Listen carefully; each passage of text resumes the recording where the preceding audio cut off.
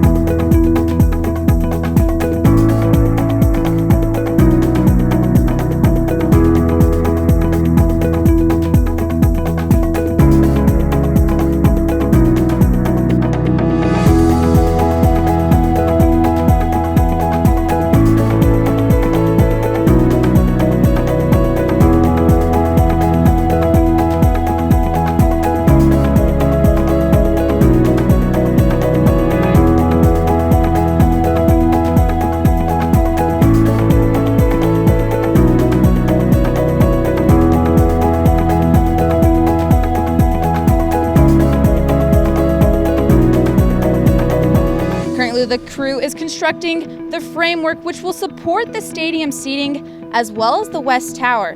Now the West Tower is going to provide all of us Ram fans premium seating as well as a bird's eye view for us to see that on-field action.